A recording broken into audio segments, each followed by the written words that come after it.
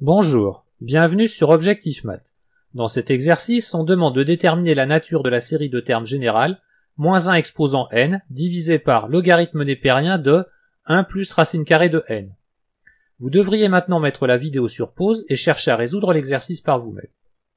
On pose pour n antinaturel non nul, a indice n égale à 1 divisé par logarithme népérien de 1 plus racine carrée de n. Et u indice n égale à moins 1 exposant n fois a indice n. On note aussi S indice n la somme partielle d'ordre n de la suite U, c'est-à-dire la somme pour k variant de 1 à n des U indice k. Considérons V la sous-suite des S indice 2n et W la sous-suite des S indice 2n plus 1. Pour tout entier n non nul, on a W indice n moins V indice n égale à moins A indice 2n plus 1 qui tend vers 0 quand n tend vers l'infini.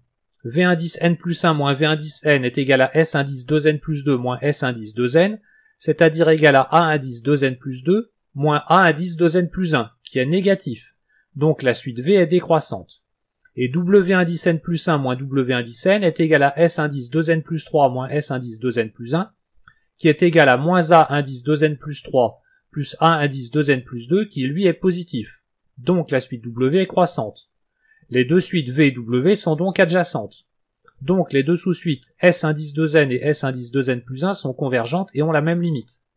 Nous savons que dans ce cas, la suite S est convergente. La série de termes générale U indice n est donc convergente. Nous allons maintenant majorer les restes. Notons sigma la somme de la série. L'adjacence des suites V et W permet d'écrire que pour tout entier naturel n non nul, S indice 2n plus 1 est inférieur à S indice 2n plus 3, inférieur à sigma inférieur à S indice 2n plus 2, inférieur à S indice 2n. Notons R indice n le reste d'ordre n, c'est-à-dire R indice n est égal à sigma moins S indice n. Valeur absolue de R indice 2n est égale à valeur absolue de sigma moins S indice 2n, qui est égal à S indice 2n moins sigma, lui-même inférieur à S indice 2n moins S indice 2n plus 1. Donc valeur absolue de R indice 2n est inférieure à A indice 2n plus 1. On a aussi valeur absolue de R indice 2n plus 1 égale à valeur absolue de sigma moins S indice 2n plus 1.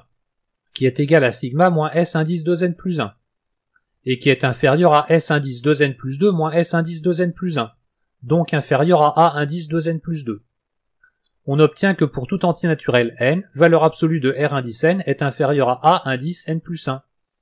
Voilà, cette vidéo est terminée, à bientôt sur Objectif Math.